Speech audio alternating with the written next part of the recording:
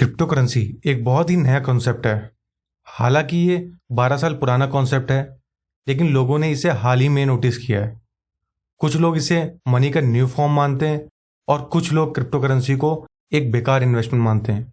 तो इससे पहले हम ये समझें कि क्रिप्टो करेंसी या ब्लॉकचेन काम कैसे करते हैं, उससे पहले हम क्रिप्टो करेंसी और ब्लॉकचेन के फंडामेंटल्स के बारे में समझेंगे। तो सबसे पहले हम ये समझते हैं कि क्रिप्टो करेंसी होती क्या है। क्रिप्टो करेंसी वर्ड दो वर्ड से मिलकर बना है, क्रिप्टो प्लस करेंसी। क्रिप्टो का मतलब हिडन या सीक्रेट होता है और करेंसी सिस्टम ऑफ मनी होता है किसी भी कंट्री का। तो अगर हम क्रिप्टो करेंसी की बात करें, क्रिप्टो करेंसी एक डिसेंट्रलाइज डिजिटल करेंसी है। डिसेंट्रलाइज का मतलब कोई भी एक्टिविटी किसी एक जगह से कंट्रोल नहीं करी जा रही है, ये एक्टिविटीज डिस्ट्रीब्यूटेड है। क्रिप्टो करेंसी इंक्रिप्शन यानी इनकोडिंग टेक्निक्स को यूज करती है क्रिप्टो करेंसी यूनिट्स को जनरेट करने के लिए और फंड्स को ट्रांसफर और वेरीफाई करने के लिए। इसी डिसेंट्रलाइजेशन की वजह से कोई भी सेंट्रल अथॉरिटी या फिर गवर्नमेंट इसे कंट्रोल नहीं कर पाती है। अब हम ये समझते हैं कि ब्लॉकचेन क्या होता है। ब्लॉकचेन की बात करें तो वो भी दो वर्ड से मिलकर बना है। ब्लॉक जिसका मतलब डेटा होता है और चेन्स मतलब ब्लॉक्स और डेटा की जो चेन होती है उसको हम ब्लॉकचेन बोलते हैं। ब्लॉकचेन एक decentralize peer to peer network है। पीयर टू पीयर नेटवर्क का मतलब जहाँ पे बायर और सेलर आपस में ट्रांजेक्शन करते हैं बिना किसी थर्ड पार्टी के इन्वॉल्वमेंट के। ब्लॉकचेन में डेटा ब्लॉक्स होते हैं और यही data block important information store करते हैं ट्रांजैक्शंस की, और जो भी नया डेटा ब्लॉक बनता है उसको वेरीफाई या वैलिडेट करते हैं। और एक बार ब्लॉक में डेटा रिकॉर्ड होने के बाद उसको मॉडिफाई करना काफी मुश्किल होता है, क्योंकि एक ब्लॉक के डेटा को चेंज करने के लिए सारे ब्लॉक्स मॉडिफाई करने होंगे। इसलिए ब्लॉकचेन में जो भी डेटा स्टोर होता है वो हाईली सिक्योर होता है। अब हम ये समझते हैं कि कॉइन्स और टोकन्स में डिफरेंस क्या होता है।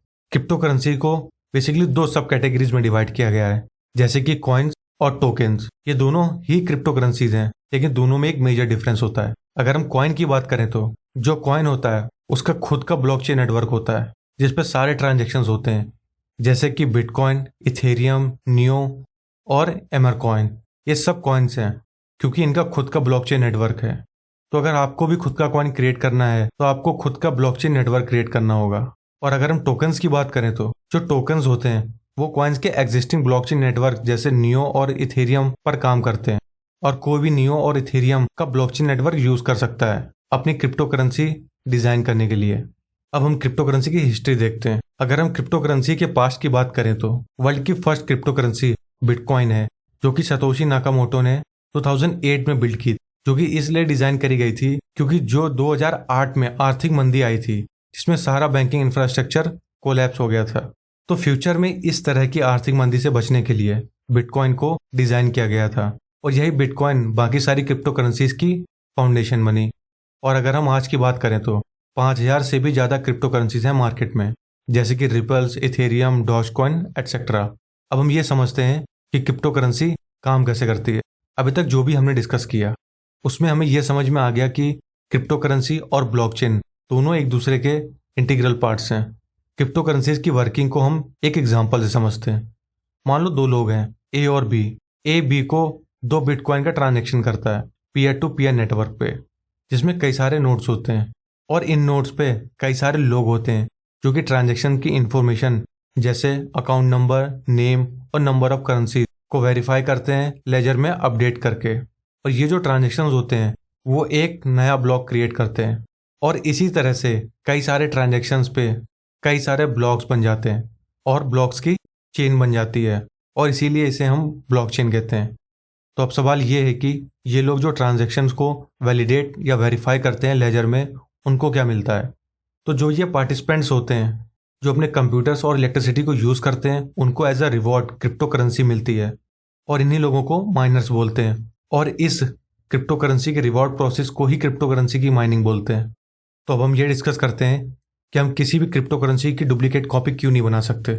जब भी आप किसी भी वॉलेट पे क्रिप्टो में ट्रेड करने के लिए नेटवर्क पे अकाउंट क्रिएट करते हो तो आपको 2 कीज असाइन होती हैं, एक प्राइवेट की होती है और दूसरी पब्लिक की। प्राइवेट की कुछ आपका डेटा लेती है और उसे मार्क करती है और साइन करती है, ताकि बाकी लोग पब्लिक की से उस सिग्नेचर को वेरीफाई कर सकें। इसको अब हम एग्जांपल समझते हैं। मान लो मैं मैसेज भेजता हूँ बिटकॉइन के नेटवर्क पे कि ए सेंड्स 4 बिटकॉइन टू बी, और ये मैसेज मैं अपनी प्राइवेट की से साइन करता हूँ जो कि सिर्फ मेरे पास होगी, और ये मैसेज मैं बिटकॉइन नेटवर्क पे सेंड करता हूँ, तो लोग मेरी पब्लिक की से उस मैसेज और साइन को वेरीफाई कर सकेंगे और इसी तरह से ब्लॉकचेन नेटवर्क पे सभी ट्रांजैक्शंस को ट्रैक किया जाता है। अब हम एक सिचुएशन इमेजिन करते हैं। मान लो ए के पास 4 बिटकॉइन है और ए बी को 4 बिटकॉइन और सी को भी 4 बिटकॉइन सेंड करता है। तो अब सवाल ये है कि ब्लॉकचेन नेटवर्क पे इस प्रॉब्लम को कैसे रोकेंगे। इस केस में हर एक ट्रांजैक्शन में ब्लॉकचेन नेटवर्क और वॉलेट खुद सेंडर्स का पास्ट और अकाउंट हिस्ट्री चेक करता है कि क्या उसके पास इतने बिटकॉइन हैं कि वो दोनों को 4 बिटकॉइन सेंड कर सके। अब इसमें एक प्रॉब्लम है और वो ये कि वर्ल्ड में कई सारे लोग और ऑर्गेनाइजेशंस हैं जो कि क्रिप्टो करेंसीज के माइनर हैं और उनके पास ब्लॉकचेन नेटवर्क की कॉपीज हैं, जिसके वजह से जब वो लेजर में ट्रांजैक्शन को अपडेट करेंगे जिससे कि नेटवर्क में डिले आ सकता है और जिससे कि ये पता करने में प्रॉब्लम आ सकती है कि कौन सी करेंसी किसने और किसको सेंड की है। तो ये नेटवर्क में डिले ना आए उसके लिए ब्लॉकचेन नेटवर्क हैश फंक्शन को यूज करता है और ये हैश फंक्शन कई सारे इनपुट डेटा को सॉल्व करके आउटपुट देता है और आउटपुट डेटा से इनपुट का भी पता लगाता है। For example 2 + 4 + 6 + 8 = 20। इसमें इनपुट को कंबाइन करके आउटपुट दिया है और इसी तरह से अगर हमारे पास आउटपुट पे 20 है तो ये हैश फंक्शन इनपुट का भी डेटा देता है और इसके लिए हैश फंक्शन को बिलियंस ऑफ गैसेस और कैलकुलेशन करनी पड़ती हैं क्योंकि कई सारे कॉम्बिनेशंस बनते हैं, जैसे कि 10 + 10 = 20, 1 + 19 = 20, 2 + 18 = 20 and so on. So exact input का पता लगाने के लिए जो कि 2 + 4 + 6 + 8 है, hash function billions of gases करता है। तो इसी तरह से ब्लॉकचेन नेटवर्क में ये पता लगता है कि कौन सा ट्रांजैक्शन किसने और किसको किया है। तो जिस क्रिप्टो करेंसी का जितना ज़्यादा हैश रेट होता है वो करेंसी उतनी ही सिक्योर होती है। जैसे कि बिटकॉइन का हैश फंक्शन SHA-256 है, मतलब सिक्योर हैश एल्गोरिथम 256 बिट, और इसे यूएस नेशनल सिक्योरिटी एजेंसी ने डेवलप किया है। और जो भी माइनर्स ये सारा वर्क करते हैं उन्हें बिटकॉइन रिवॉर्ड करता है क्रिप्टो करेंसी देके, और यही क्रिप्टो करेंसी माइनिंग होती है। अब हम क्रिप्टो करेंसीज के एडवांटेजेस और डिसएडवांटेजेस देखते हैं। सबसे पहले हम एडवांटेजेस देखते हैं। फर्स्ट, डिसेंट्रलाइजेशन, मतलब कोई भी सिंगल अथॉरिटी या गवर्नमेंट इसे कंट्रोल नहीं करती है।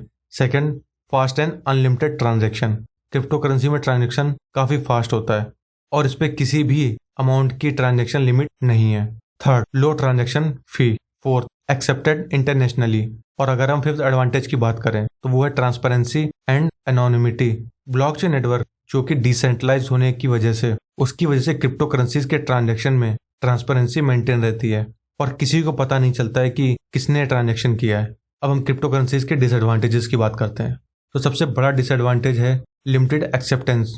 क्रिप्टो करेंसीज कई सारी कंट्रीज में लीगली एक्सेप्टेड है और कई सारी कंट्रीज जैसे कि चाइना, रशिया, वियतनाम में बिटकॉइन या क्रिप्टो करेंसी के वॉलेटाइल और डिसेंट्रलाइज नेचर की वजह से इसे एक्सेप्ट नहीं करते हैं, क्योंकि इन कंट्रीज को ये लगता है कि क्रिप्टो करेंसी उनके करंट मॉनेटरी सिस्टम के लिए एक थ्रेट है और क्रिप्टो करेंसी से कई सारी इलीगल एक्टिविटीज भी फंड होती हैं, जैसे कि ड्रग ट्रैफिकिंग, मनी लॉन्ड्रिंग और टेरर फंडिंग। और इन्हीं रीजंस की वजह से कई सारी कंट्रीज में क्रिप्टो करेंसी कम्प्लीटली बैंड है। तो अगर हम इंडिया की बात करें तो इंडिया में भी क्रिप्टो करेंसीज पे कोई सॉलिड गाइडलाइंस नहीं है। अब हम सेकंड डिसएडवांटेज की बात करें तो वो है हाई वॉलेटिलिटी।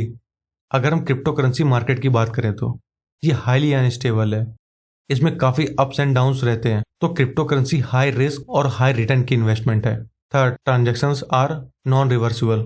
अगर आपने गलत क्रिप्टो करेंसी एड्रेस एंटर कर दिया है तो आप चाह के भी अपना ट्रांजैक्शन वापस नहीं ले सकते, क्योंकि क्रिप्टो करेंसी के केस में कोई भी अथॉरिटी नहीं है जो इसे मॉनिटर या रेगुलेट कर रही हो। अगर हम फोर्थ डिसएडवांटेज की बात करें तो वो है क्रिप्टो करेंसी स्टोरेज।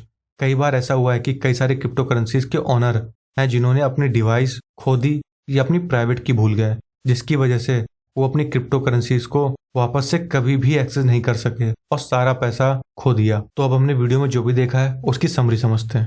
वीडियो में बेसिकली हमने क्रिप्टो करेंसी और ब्लॉकचेन के फंडामेंटल्स के बारे में देखा। हमने ये देखा कि क्रिप्टो करेंसी एक डिसेंट्रलाइज्ड डिजिटल करेंसी है जिसको कोई भी सिंगल पार्टी या अथॉरिटी मॉनिटर या रेगुलेट नहीं करती है। और हमने ये समझा कि क्रिप्टो करेंसी ब्लॉकचेन नेटवर्क पे ही काम करती है।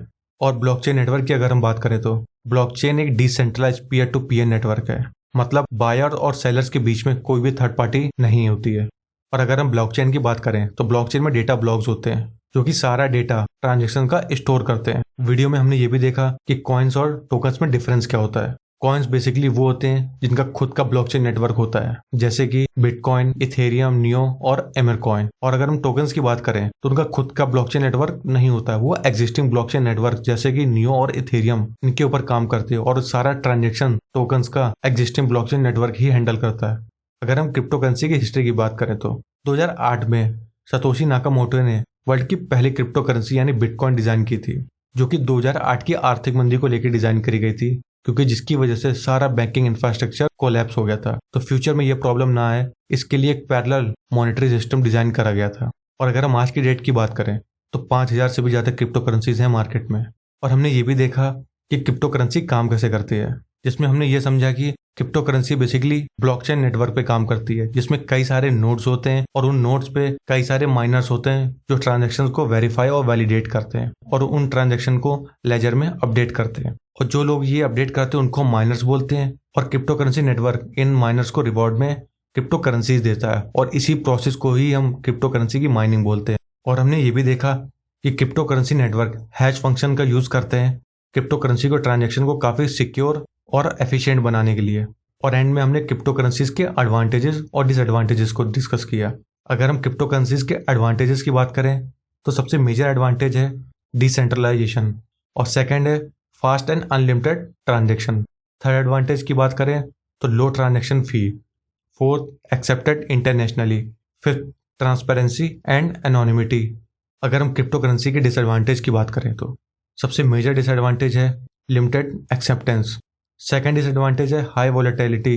थर्ड डिसएडवांटेज की बात करें तो जो भी ट्रांजैक्शंस होता है वो नॉन रिवर्सिबल होता है। फोर्थ डिसएडवांटेज की बात करें तो क्रिप्टो करेंसी स्टोरेज, मतलब अगर आप अपनी प्राइवेट की या डिवाइस भूल जाते हैं जिसपे आपका क्रिप्टो करेंसीज का डेटा स्टोर है तो आप अपनी सारी क्रिप्टो करेंसीज खो देंगे। तो आज की वीडियो में बस इतना ही।